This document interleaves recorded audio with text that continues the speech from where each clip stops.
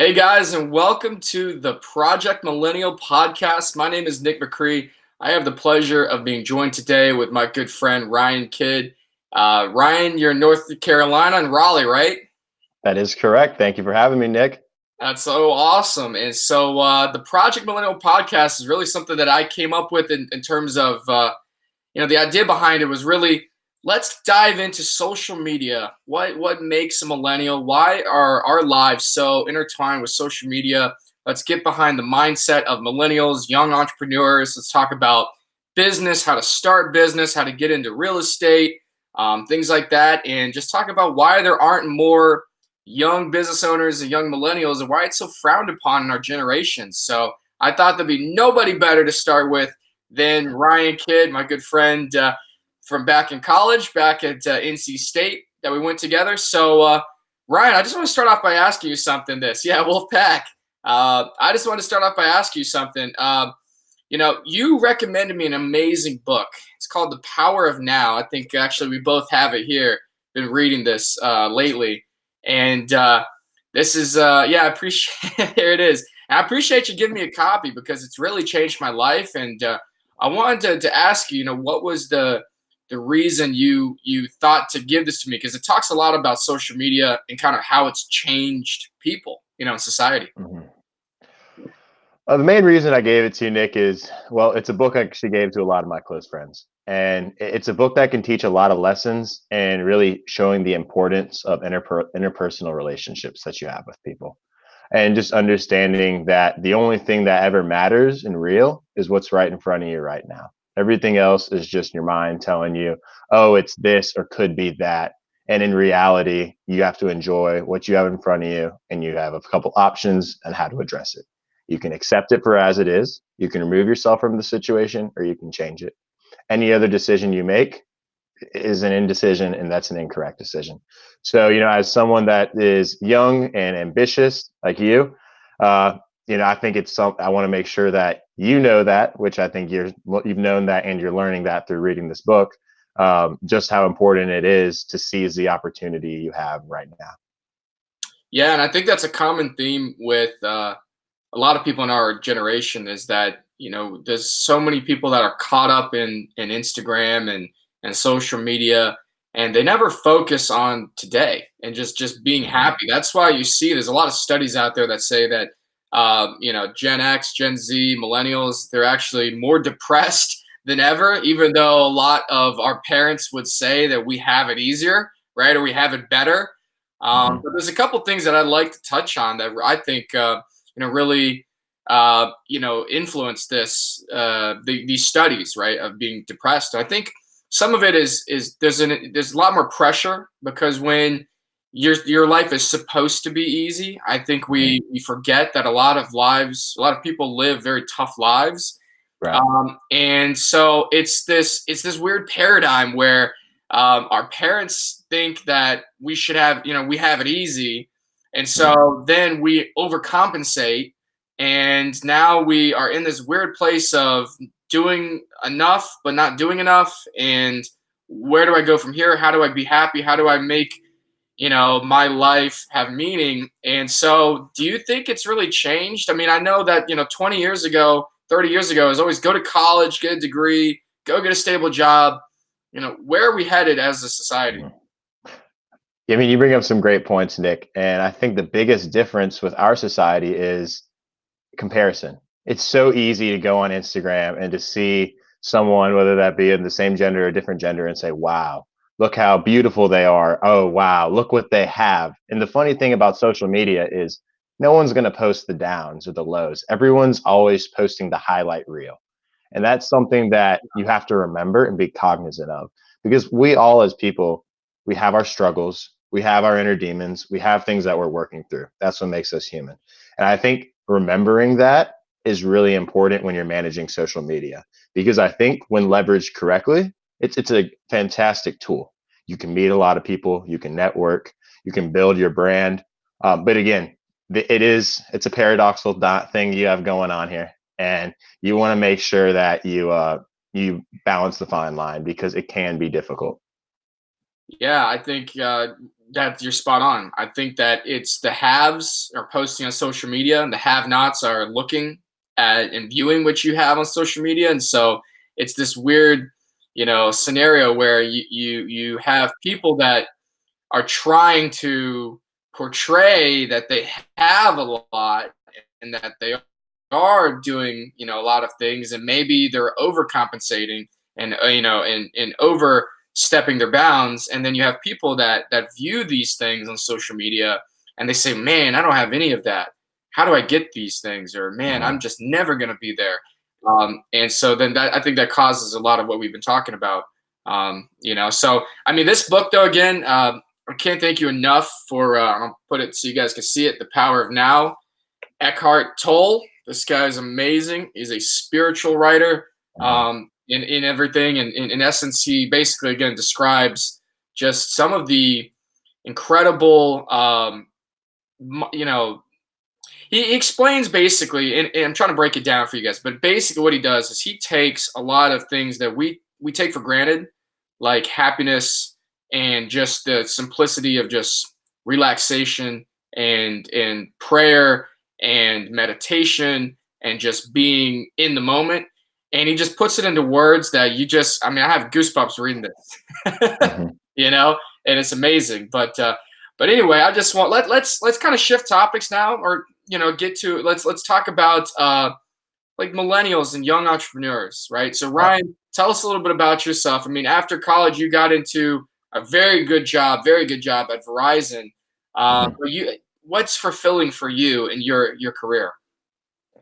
So for me, the big thing was I wanted to find a place where I felt like I was valued and I could make change. I've found that throughout my internships, career, education courses where I wasn't challenged, I didn't enjoy it nearly as much, and I was oftentimes just did what I needed to get by.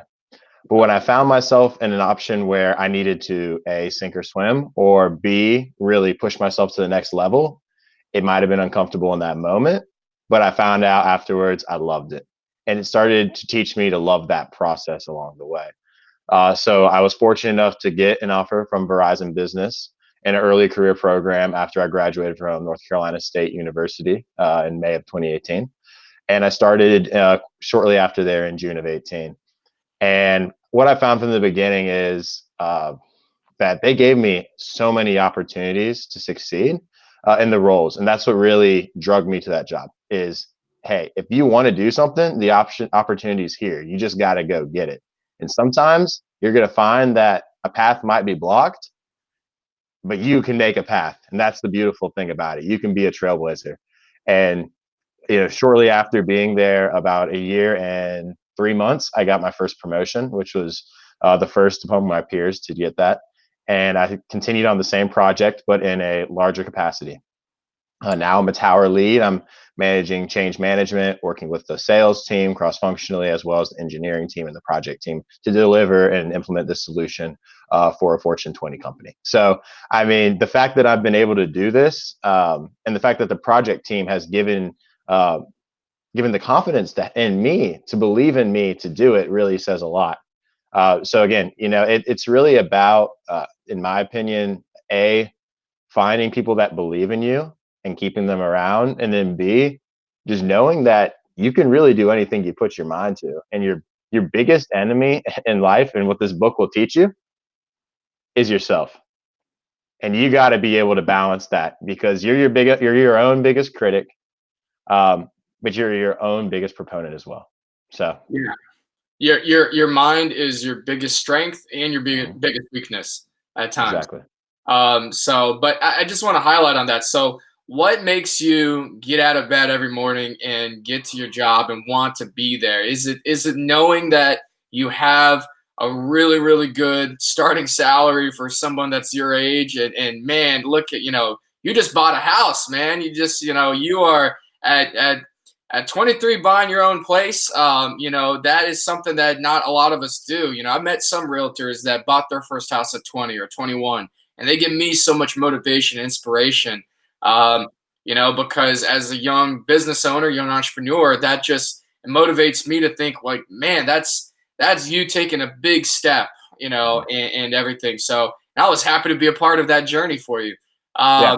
But I'll tell you, what motivates you? Let me ask you, what motivates you every day? Is it the thought that, man, I can really move up in this company quick, and I don't have to, because like you said, you're actually kind of skipping steps. You're getting ahead faster than anybody else, thought you could.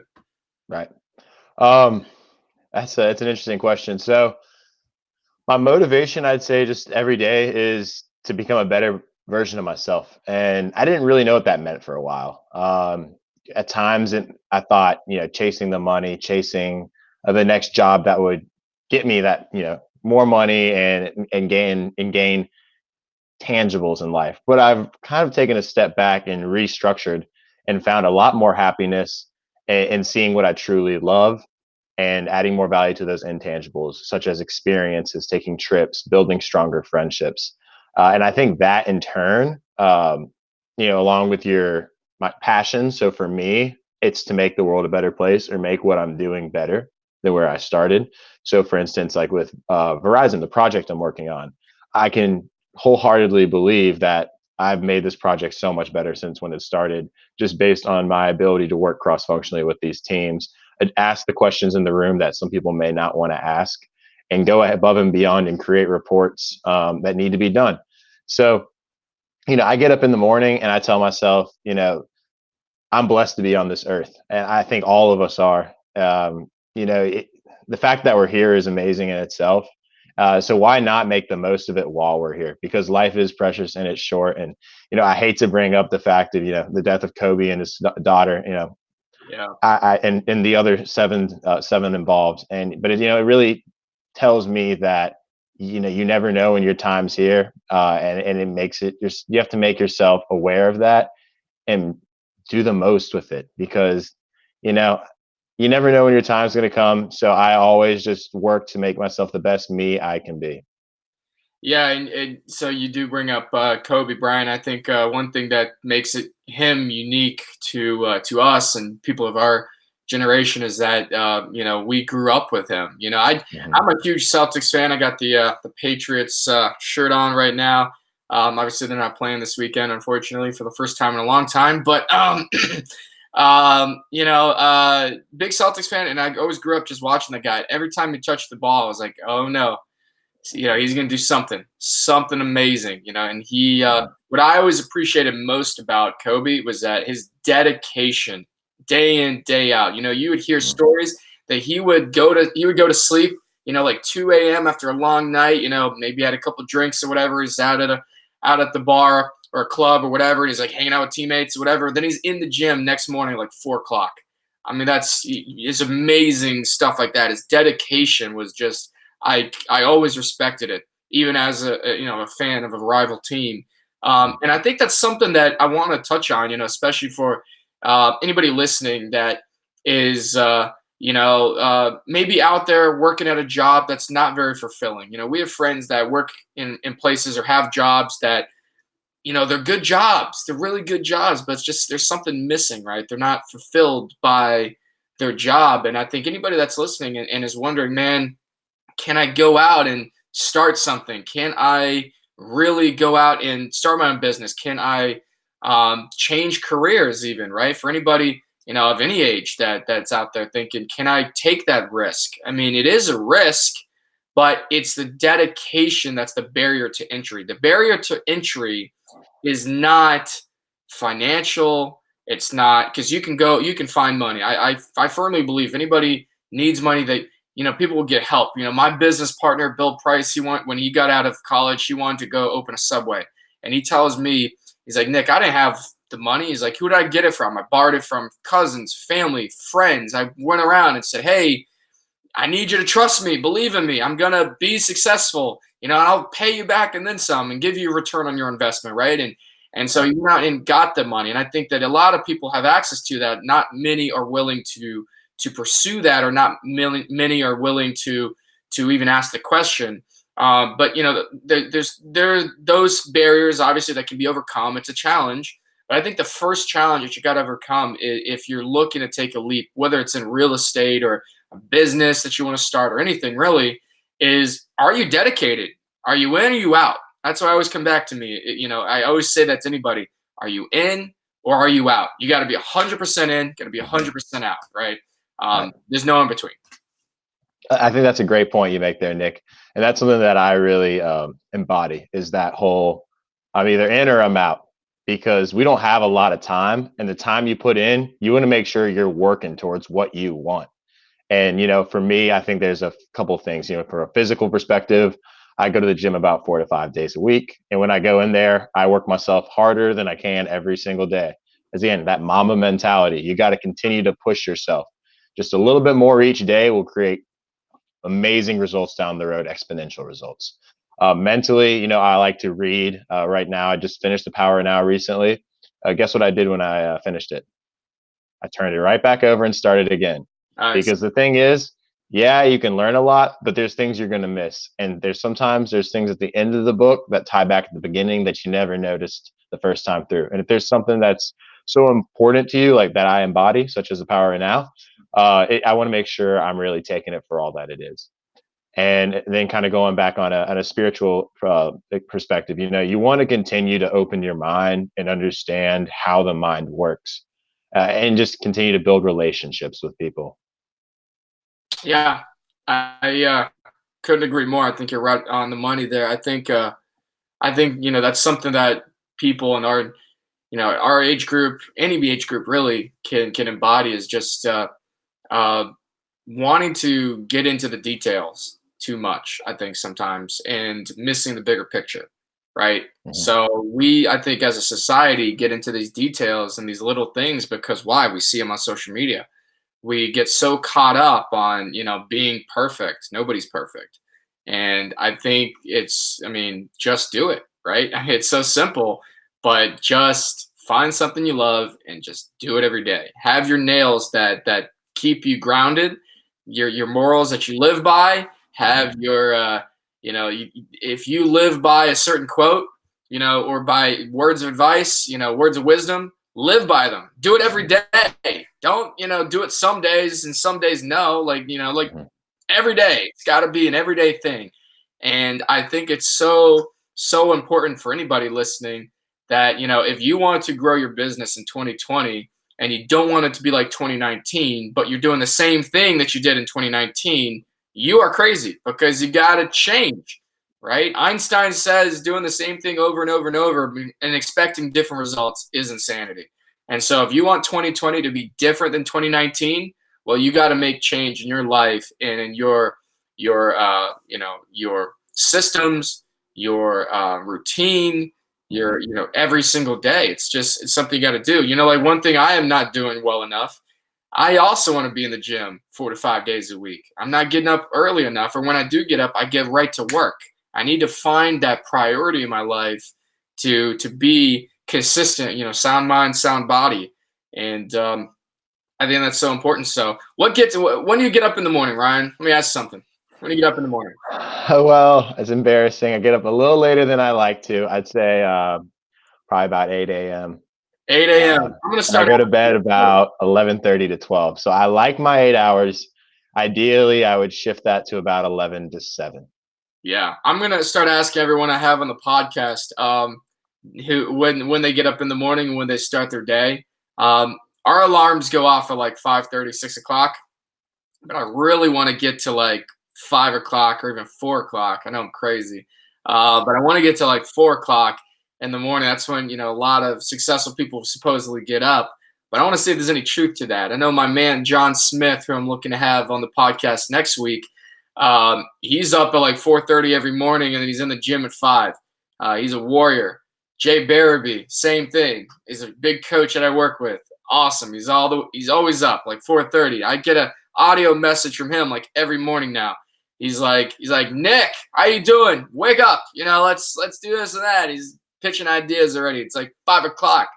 But I love it. That's what I got. That's when champions are made. When Kobe was in the gym. So I got to. That's my personal goal. So my alarms are going off a little bit earlier now. It's just a matter of not hitting snooze. So that's the key. But do you have any closing thoughts that you want to add? Regarding anything that we talked about. Mindset, 2020 being better. I think one of the biggest things is that I'm learning right now and I'm embodying is to surround yourself with good people. And when I say like-minded, I don't mean necessarily in sports or politics, but people that are, open-minded, that are ambitious, people that have that same energy that you have. Because the thing is, you know, the five closest people to you are most likely going to be of similar success that you have. So surround yourself with people that have the habits that you want to embody, and you're going to find out that your success will come a lot more organically and a lot easier. So again, 2020, this is a fresh new year for us all. I think we can always make change anytime. It doesn't have to be at the turn of a decade or a turn of a year. And all that I want to close with is what better time to start than now? You can do it. Let's get after it. Yeah, I love it. Actually, one thing that CEO and founder of EXP Realty, Glenn Sanford, what he said to me the other day is success leaves crumbs, which is so true. That you're around successful people and you want to be successful. Take notes, take mental notes. Embody what they do. Bill Price and I always say, my business partner, we always say we have a great R&D department. We got that from Jeff Willems, who's one of the top agents out there in Arizona, Phoenix, I believe.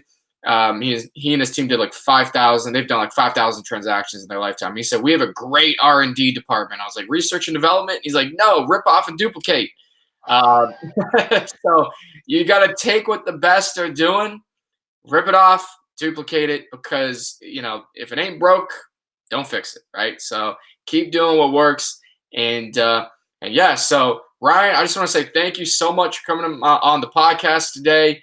We appreciate you. Do you want to give a shout out, Instagram handle, anything like that, Twitter handle?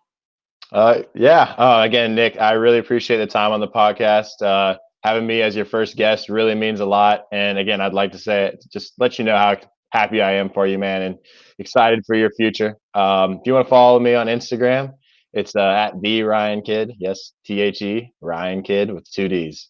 Take Perfect. care.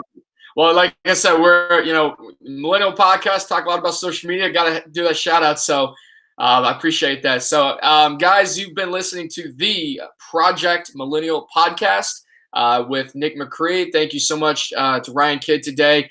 And I just want to end with this. If anybody out there is listening and they're wondering, can I take that risk? Should I take that risk? If you're having to ask yourself that question, it's already too late. Just do it. All right. So I'll end it with that. Everyone have a great rest of your day. We'll see you next week. All right, take care.